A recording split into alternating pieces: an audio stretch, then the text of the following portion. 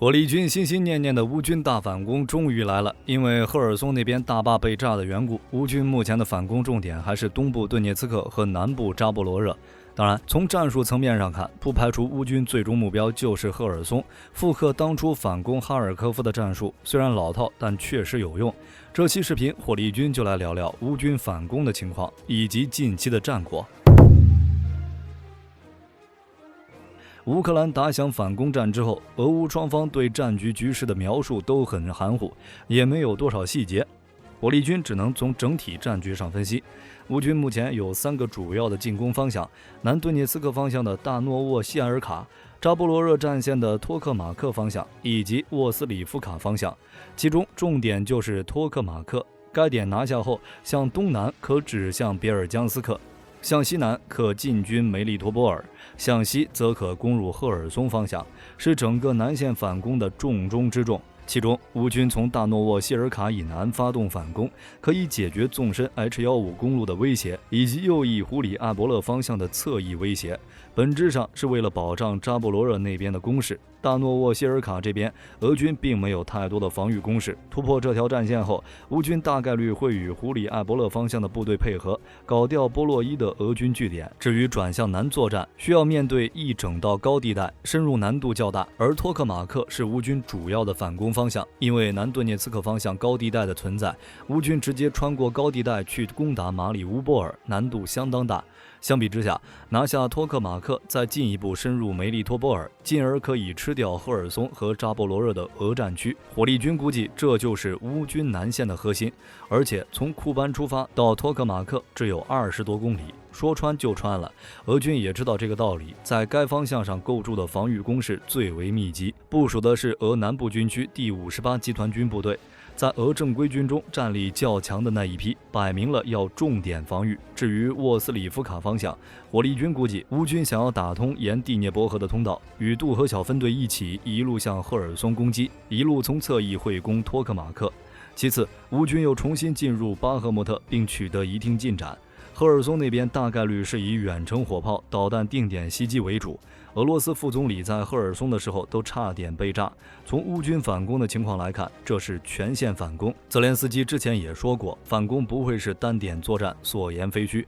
反攻的装备也是以北约装备为主，乌军一直没舍得用的豹2、布拉德利战车都上场了。从俄乌战线来看，乌军战果也不少。6月12日，乌克兰国防部副部长表示，从东部顿涅茨克和南部扎波罗热地区约100公里的战线上夺回了7个定居点：洛布科夫、莱瓦德内、辛达里夫卡、涅斯库奇内、斯托罗热夫、马卡里夫卡、布拉霍达特内。在顿涅茨克和塔夫里亚作战区的进攻行动中，乌克兰军队前进了6.5公里，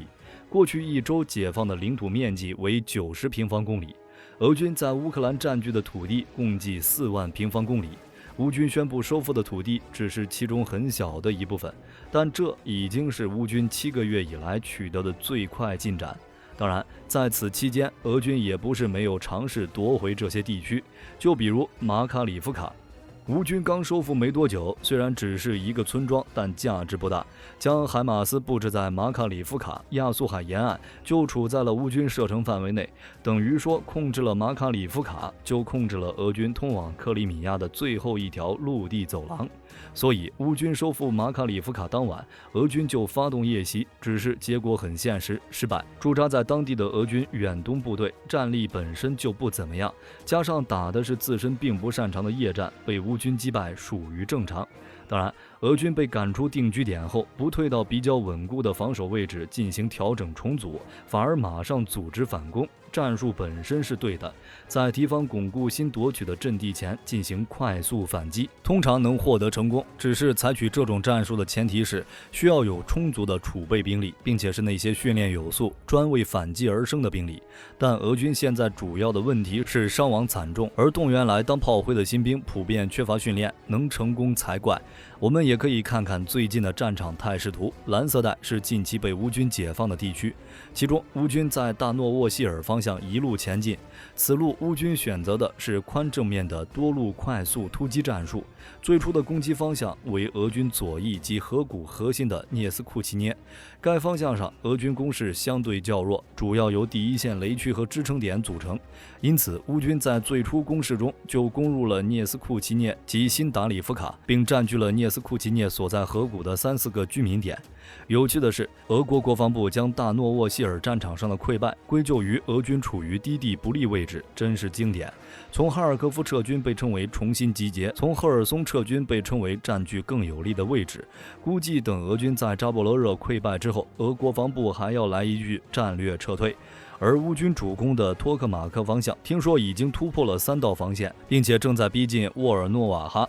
俄军筑了那么多的水泥墩子，挖了那么多纵横交错工事，一点用都没有。一旦托克马克和沃尔诺瓦哈被拿下，乌军很快就能突破至梅利托波尔、马里乌波尔和别尔江斯克，扎波罗热的局面将发生根本性改变，俄军将完全陷入被动。至于沃斯里夫卡方向，乌军目前投入的是老军第128山地旅和国民卫队系统的第15突击旅，这些部队的实战经验丰富，所以很快就打下了第1个居民点，并直冲公路。只能说仗打得很老练，自身折损在3路攻势中也是最小的。乌军能在南线拿下这么多的战果，不是没有理由。反攻的装备都是以北约装备为主，士兵也都是北约帮忙训练的。说句俄军这是在跟北约打仗都行，不过因为乌军的北约作战体系不全，加上俄军构筑的防御工事，乌军武器装备出现了一定的战损。在扎波罗热和南顿涅茨克战线，乌军之前打造了5个核心防御区，由东向西分别是弗勒达、大沃诺希尔卡、胡里埃伯勒、库班、卡缅西克。其中除了卡缅西克，因为年初俄军的攻势成为灰色地带，乌军退守其后的特杰普诺吉尔西克以外，其余各点依旧保持了下来。今年年初，俄军在南线的攻势作战，除弗勒达以外，都属于是威力侦察范畴，也就是探查乌军的布置及2线机动力量的反应速度和强度。在其他方向大力构筑防御工事，只能说很难得。之前的俄军都是前沿支撑点加炮兵火力加机动部队反击的布防模式，而且他们早就怀疑乌军可能会从扎波罗热南下反攻，所以从去年秋季哈尔科夫之败之后，就在南线构筑防御工事。俄军在乌南地区的防线可以分为3层，主要防御策略是部署一条人手稀少的第一线，以便探测乌军的进攻行动。这条线后面是一片雷区，然后是大量的战壕，更靠后的地方才是大量增援部队，负责反击试图穿越雷区的乌反攻部队。俄军在扎波罗热也形成了3大防御点，由东向西分别是波洛伊、托克马克、沃斯里夫卡，其中以托克马克最为核心，其本身构筑有城区防御工事，在该城前方还有大约2道主要防御线，其中距离双方接触线约10公里处为俄军第1主防御线，在此线之前为俄军的前沿防御区，由若干个小型支撑点组成。前沿防御区最前为警戒阵地，再往前就是雷区，防御实力说实话还不错，这也是为什么乌军在此地战损严重的原因。乌军在托克马克方向采用的战术，第1天先以第65机步旅实施常规攻击，试探俄军阵地虚实，然后在夜间以最精锐的第47机步旅，依靠其装备的较好性能对俄军实施夜战。其意图是以先进武器的夜战优势，快速穿过雷区，随后展开战斗队形，以雷霆之力迅速突破俄军防线，之后后继力量迅速涌入，以兵力优势冲垮俄军防线。很明显，作战模式有复制去年哈尔科夫反攻的想法，在战事最开始时迅速打开突破口，在第一时间内冲垮俄军，利于乌军实现速战速决。不过，乌军高估了自身的组织能力，低估了俄军防御工事的复杂程度和守军的顽强度，以至于出现武器损伤严重的情况。部署在扎波罗热地区南部奥列霍夫附近的乌军已经向法新社证实，因为遭到俄军袭击，损失了不少北约提供的战车，比如美国的布拉德利步兵战车、德国的豹2坦克。只能说乌军这是惨胜，毕竟这是战争，北约武器也不是刀枪不入，有损耗也很正常。而且豹2布拉德利想要发挥完全实力，还需要空中支援、远程火炮以及情报配合，所以反攻也需要北约好好配合。向乌克兰提供更多坦克和远程导弹，加速 F-16的供应进程。除了托克马克方向，乌军也在巴赫穆特、赫尔松发起了反攻。在巴赫穆特方向，乌军推进了250到700米。乌军第3独立突击旅发布视频称，俄军已经逃离克里什基夫卡西南的阵地，撤退到顿巴斯运河的另一侧。照这个态势，苏勒达尔极有可能先于巴赫穆特被包饺子。此前，瓦格纳也是在攻陷苏勒达尔之后，再对巴赫穆特发起总攻的。在赫尔松方向，俄军正在从赫尔松方向调动其战力最强的部队，主要是海军陆战队空降部队和第49集团军，投入战线吃紧的扎波罗热和巴赫穆特战场。这也是为什么俄军要炸毁卡霍夫卡水电站大坝的原因，害怕乌军趁虚而入，在赫尔松发起进攻。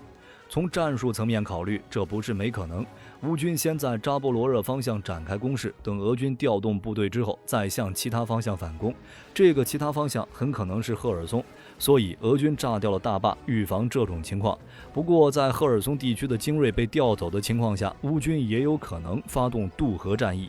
总的来说，就乌军反攻的情况来看，这一切都只是开始，现在给出具体的结论还为时过早。多线反攻大概率是测试俄罗斯的防御能力，打算找到最薄弱点，迫使俄军暴露其战略意图。随后，乌军集中火力向最有可能成功的前线阵地发起攻击。一旦全面展开攻势，这场反攻将成为2战以来欧洲规模最大的军事行动之一。顺带一提，乌克兰加入北约这事儿也有苗头了。乌克兰国防部副部长加弗里洛夫表示，北约7月份的维尔纽斯峰会将确定乌克兰加入北约的流程。不过，北约扩员需要全体成员同意，但是让乌克兰加入北约这事儿，北约做梦都想。过程不会有太多的问题，差不多战后1-2年内走完特定程序后，乌克兰就会成为北约成员国。到时候战争这事儿就跟乌克兰无缘了。就算俄罗斯再怎么莽，也不敢硬抗北约。那么各位认为乌军最终的反攻目标是什么？可以在视频下方留言，我们一起讨论。